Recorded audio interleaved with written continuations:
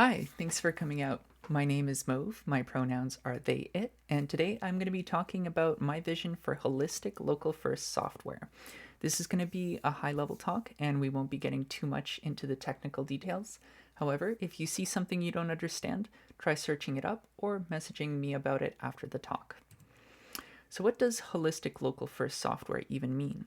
To start, local first software prioritizes user agency, works offline, and scales up as your connectivity grows from local networks up to the entire internet. I think that we can take it a few steps further and imagine what it would look like to have this be the baseline for information technology as a whole, where we have the software itself paired with infrastructure that follows similar principles and led by communities that collaborate together in a way that the software does. So there's a few bits that fit together for this vision to work. There is aggregore, peer-to-peer protocols, peer-to-peer databases, community mesh networks, web archiving, and cooperative governance. Before we get too overwhelmed, let's break it down piece by piece. At the core of all this are peer-to-peer data transfer protocols.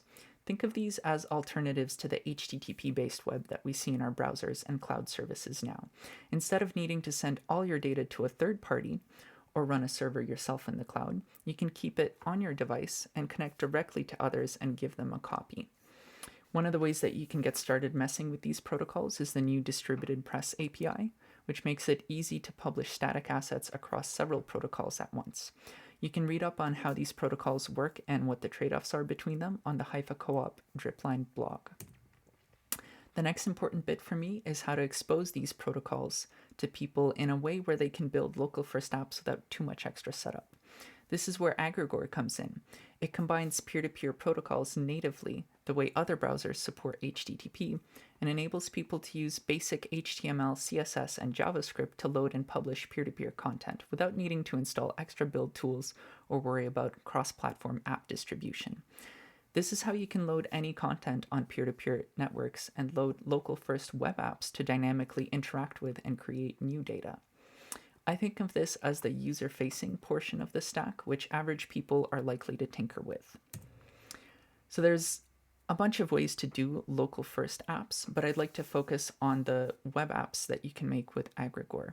What's interesting from other approaches is that the app becomes just another bit of data that you can load and create within aggregore.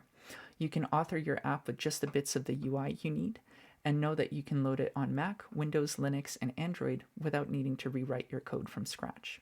We're currently working on some educational materials that build off of existing web development concepts and add this new bit of peer-to-peer magic, which lets people skip having to learn the backend entirely.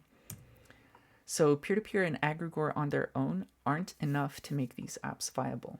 An important portion which I feel hasn't been getting enough attention is how to get data to load as fast as possible and just the data that you need at the time.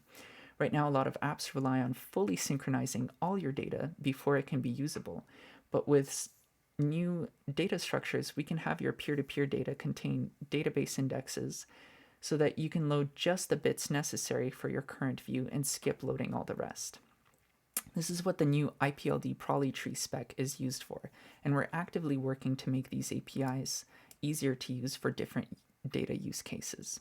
This is also where we should be looking more at standards for linked data so that more information can be made interoperable between apps without everyone having incompatible data sets in siloed apps.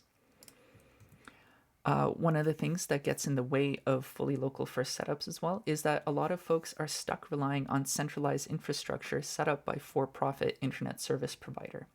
An alternative can be seen in communities which set up their own network infrastructure by gluing routers together or setting up sophisticated wireless connections over long distances. And outside of community organized networks, Aggregore on Android has been experimenting with making ad hoc mesh networks by creating and connecting to Wi-Fi hotspots directly on your devices and running peer-to-peer connections over them.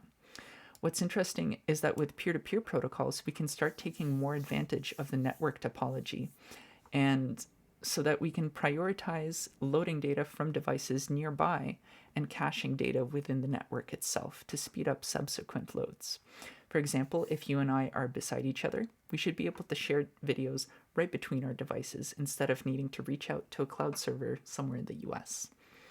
I'm working towards partnering with existing communities that are already deploying these mesh networks and making them even more useful by reducing the barrier to creating software and content by the communities themselves. However, it's important to note that we shouldn't be too utopian and to figure out how to transition to using these tools from what we have right now. Web archiving could be a path to bridging existing web content with the peer-to-peer content local to a mesh. Tools like web recorders, Browsertrix Cloud could be run locally by the community so that web pages could be pulled down into an archive once and then shared over the local network with other users. This would enable us to carry around archives between communities and save on the overall bandwidth needed to load data from the internet in the first place. Web Recorder is currently working on new optimizations for their waxy archive format so that resources within archives can be aggressively deduplicated at the peer-to-peer protocol layer as they're being loaded. This is also where cooperatively run search indexes could come in handy so that groups could pool information together and search through it without needing to rely on Google's cloud infrastructure, and with the search results being available for offline use later. So getting all of this stuff to work requires us to be mindful of how we cooperate with other groups and with individuals. This is where cooperative governance is important, either via traditional worker or consumer cooperatives, decentralized autonomous organizations, or with folks working together as equals while figuring out their formal structures. We should also be working towards intergroup solidarity and collaboration. This might mean joining in to build tools together, enabling interchain tokenomics between localized economies, or preferring to transact with other cooperatively owned businesses and groups. At the end of the day, this is actually the hardest bit to figure out, since the relationships we build will influence how infrastructure can be used and vice versa. So that's the gist of it. The next steps are to make it a reality. And for that, we need to start working together. Specifically, we need to figure out how to fund all of this work, who's interested in building and deploying this stuff, and how we can make it accessible to people to build on top of. I believe that with these pieces together, we can give a new foundation for building technology, which centers people and their needs while being more resilient in changes in the physical and social environment. If this is up your alley, send me an email or come hop into one of the chats linked at the bottom of the Agrigore website. Thank you.